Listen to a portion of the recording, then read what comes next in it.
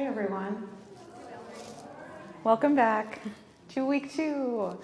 Thanks to all of you who came yesterday evening over at the other church. It was great to see most of you there. We're going to open tonight's program with another sonata for 2 violins by Joseph Boulogne. This time the sonata number 3 in A major.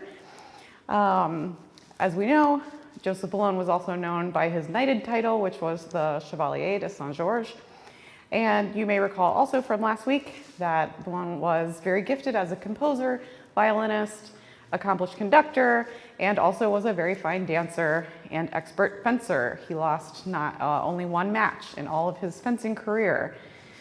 He was born on the Caribbean island of Guadeloupe to a planter and the planter's wife's African-born slave. There's very little to nothing known of his musical upbringing, other than the fact that by the time he was 8, he was living in Paris, studying at an elite school, and that he was a virtuoso violinist who started playing at a very young age, we would imagine, while he was still living in Guadeloupe.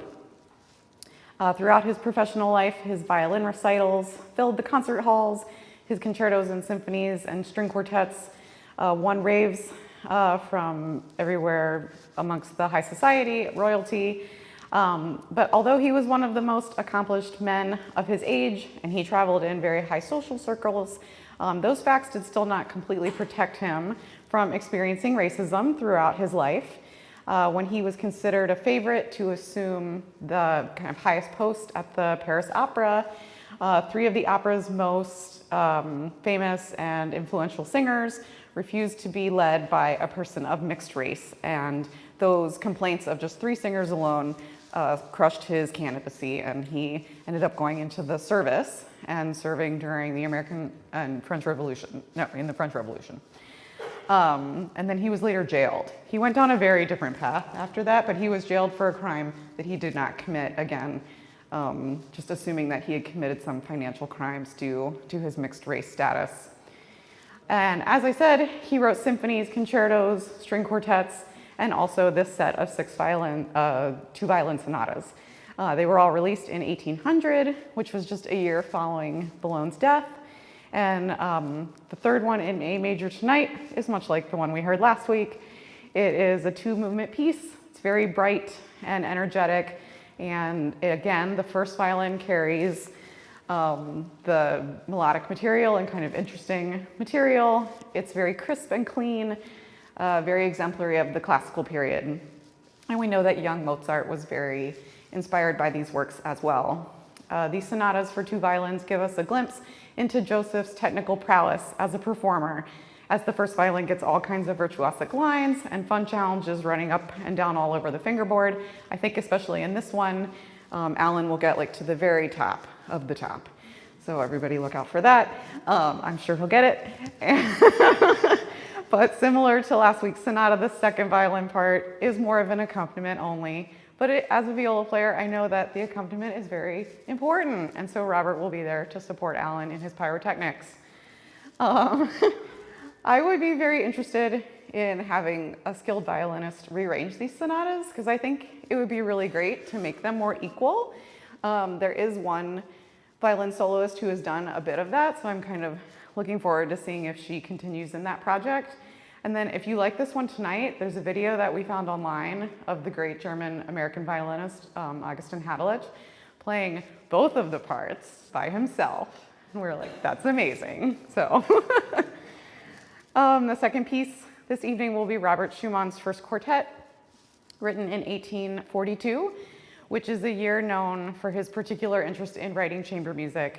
He wrote all of the string quartets, including the third, which we played in past seasons, as well as the much beloved piano quartet and piano quintet in E-flat. This was Schumann's tendency to submerge himself into a particular genre at a time. So in 1840, he wrote over 100 songs. In 1841, he wrote 3 out of his 4 symphonies, and then followed with all of the chamber music in 1842. All of the pieces from the chamber music year came out of Schumann's study of the previous masters, particularly Beethoven, Mozart, and Haydn. Goodbye. Goodbye. It's out.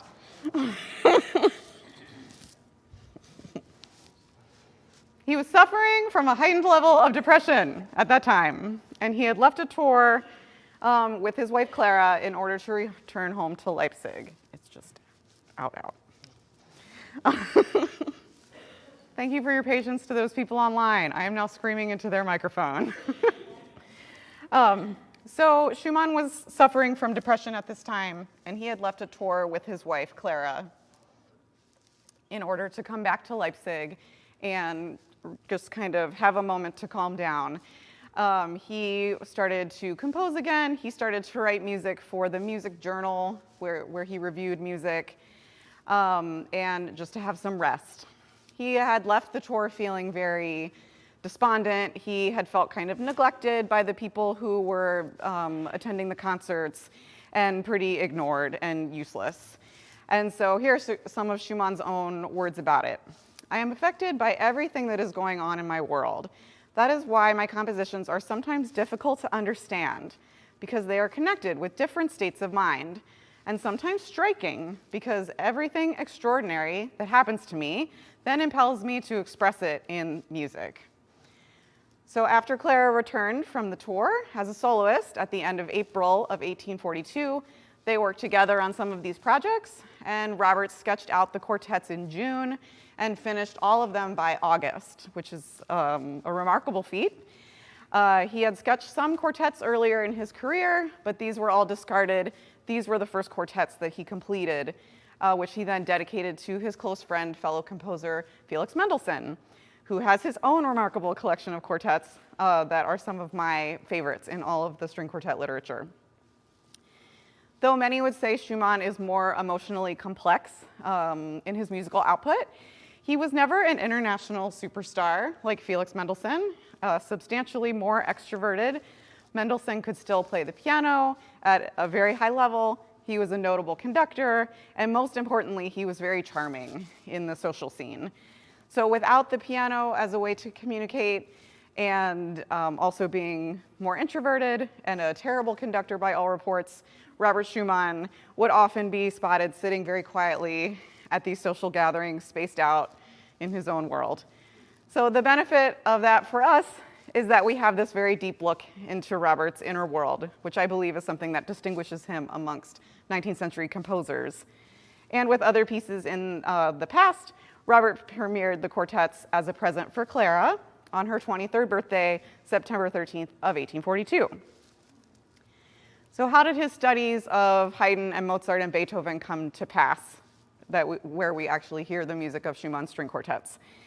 Inspired by the example of Beethoven, Schumann's quartets display a real mastery of traditional forms. We talked about this last week with Ravel too. People looking back to the kind of established masters, but then adding their own thing. So for Schumann, that's these kind of unique, fantastical twists, especially in the inner movements. So we know that the Romantic era was intimately associated with conjuring and dream worlds. If we think of Berlioz's Witches' Sabbath in Symphonie Fantastique, or Mahler describing heaven and all of its inhabitants in the Fourth Symphony. But nobody dreamed with the intensity of Schumann, especially in his songs and chamber music. So tonight's concert was created with Schumann's kind of extra musical personalities in mind, Florestan and Eusebius. Florestan is the more extroverted, some would say manic side of him, and Eusebius is more mild and introspective. So these characters appear by name in some of Schumann's piano pieces, but we hear their presence all throughout the music of Robert Schumann. He actually became a composer a little bit later than some. He first studied law until he devoted himself to playing piano full-time in his 20s. But that pursuit came quickly to an end because he suffered a career-ending injury. And with piano performance no longer an option, he turned to music journalism and composing. So Schumann's writing about music, like his compositions, deeply reflects his romantic nature. Many of the reviews that he wrote about other people's pieces include Florestan and Eusebius as characters. And he also used them to convey secret messages to Clara within the music. So I don't know that we pick up on all of them, but I think that both as listeners and performers, we hear kind of these special things in Schumann where it's like, oh, that must have meant something to them.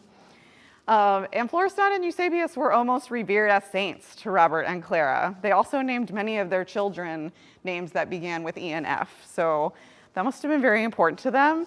I want somebody to do their doctoral dissertation on maybe if those notes are also used more in Schumann than other notes. I can't think of that, but that'd be somebody's project, right, to work on for 5 years. So returning to 1841, Robert's study of his compositional predecessors is clear in the introduction to the A minor quartet that we're playing this evening. Though it was written after the main body of the movement, the main part of the piece is kind of a cheery dance in F major, and has its own little contrapuntal elaborations. We hear a little bit of Beethoven in there. The second movement is a spiky rondo in A minor. It's called a scherzo. And you'll hear the first theme come back many, many times in between a second B theme and a third C theme, so that it'll end up being ABA, CBA, abacaba. It's an abacaba. So the slow movement is an ardent love song for Clara, as Schumann puts in a lot of his music, again, back in F major. And the finale is a wild, folky ride with driving rhythms and even a melody that sounds like it'd be more suited for bagpipes. You'll hear this about 2/3 into the last movement, especially when the two violins are playing in octaves, while the viola and cello are just holding a drone. So it kind of has that bagpipe quality to it. It's actually really amazing. I've listened to a whole bunch of different recordings, and it truly sounds like a different instrument at that time. So you'll definitely know when we're there. Wow, I got so caught up in my bagpipe. Okay. So Schumann felt that meeting the modern composers of his time, modern quartet composers need to combine that respect for tradition and a conversational texture in string quartet writing with their own personal innovation, which I feel like he does in these works. They're very formally structured, but then we have that kind of enigmatic Schumann quality where it's just so personal. You might imagine yourself during this music that you're sitting in the salon, having a snack with the Schumanns and Brahms and chatting in the evening, and very soon after you might feel like you're eavesdropping on the voices and ideas and feelings that are clamoring for Robert's attention in his own mind. But regardless of where this music transports you, we hope you enjoy the very exceptional first quartet of Robert Schumann as we close out the first part of tonight's concert. And then following a short break, we will return to one of Schumann's influences, the great Ludwig van Beethoven. In fact, the incredible number of characters also in Beethoven's music, which are not literal characters, but they inspired Schumann to create his own Florestan and Eusebius. So their kind of extrovert-introvert interplay echoes Beethoven's ability to integrate very disparate emotional states, which we especially hear in the late string quartets and piano sonatas of Beethoven. So this trio is Opus 70, number 2 in E flat. It's also sometimes just called trio number 6, like if you see it in a big collection. In a few words, it's just very lovable and intimate and almost mellow in some places. And it does sit in some contrast to Beethoven's use of that key, E flat, which usually represents heroism. If you think of the Third Symphony, which also bears the nickname Eroica. This feels heroic maybe in a more personal way. What will happen? It begins with a ruminating introduction, not so unlike the opening of tonight's Schumann String Quartet, with the voices kind of gently entering one after another. And the main theme is in 6/8. It's very dance-like, also like the Schumann Quartet. Perhaps Garrett planned these things. I don't know. I should have asked him before I was in front of you. The second theme is presented initially by the cello, and it's a variation on that introductory material. And Beethoven's model for the slow introduction followed by the allegro are the symphonies of Joseph Haydn, specifically the Drum Roll Symphony number 103, which is also in E flat and also uses the 6/8 time signature. The not very slow second movement keeps the connection between the two works, as both Haydn's symphony and Beethoven's trio contain a set of double variations. He makes these variations onto alternating but related themes, one in C minor, one in C major. So in Haydn's symphony, he begins in C minor and ends in C major. Beethoven reverses this process. He has a very charming Haydn-esque C major and then closes with a kind of buttoned up Hungarian sounding C minor theme. And perhaps the Hungarian flavor is a nod to the Countess Anna Maria Nitschke, to whom this trio is dedicated. Anna Maria had married and separated from one of Beethoven's earliest patrons, and she was one of many women from the high society with whom Beethoven became close.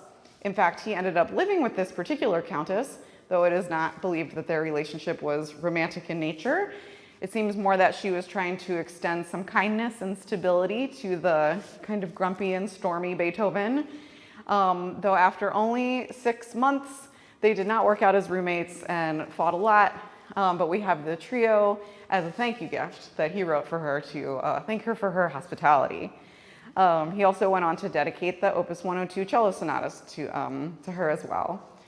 So they were able to remain friends. Normally, Beethoven would have given us either a minuet or a scherzo for the third movement, but this one has no title to indicate the form, only a tempo indicator of allegretto ma non troppo, which in English is moderately fast, but not too much. The result is a tempo that to me more closely resembles like a waltz, kind of a wistful waltz or an innocent country dance, much more than a minuet or a scherzo, though they do share that same time signature of 3/4. It's just really the speed that can change the dance, right? I mean, also the steps, but I don't do any of the steps, so a minuet versus a waltz versus a scherzo, it's really just a matter of tempo in some cases. So a few interesting facts about this movement. In its earliest instance, it's the earliest instance of Beethoven creating a piece where the first 3 movements are all in different keys. That's a pattern that he'll repeat in the Harp String Quartet in 1809, where the tonal centers are also E flat, A flat, C. A second fun fact is while his friends listened to this trio without knowing that he was the composer, many of them guessed that it was written by Schubert because the melodies are so tender and kind of exquisitely intimate that they mistook it for the younger Franz Schubert. The short introduction to the sunny and sweet finale is built on 16th note patterns that are kind of punctuated by the strings. Something very special about this last movement is when Beethoven has the cello restate the first theme, but instead of E flat, our home key for the piece, it's in D flat, but then it's answered immediately in the piano by E flat. And it's done with kind of such a sleight of hand, almost. And this brings us back, it brings the recap of the fourth movement back, kind of without us even realizing it. Which is a moment that the great musicologist from the early 1900s, a man named Donald Tovey, he called it perhaps the most unexpected return in all of chamber music. So please write that on your comment card if you think it's the most unexpected return in chamber music. So we'll be seeing you in a moment, and thank you so much for dealing with the microphone things, and have a great evening.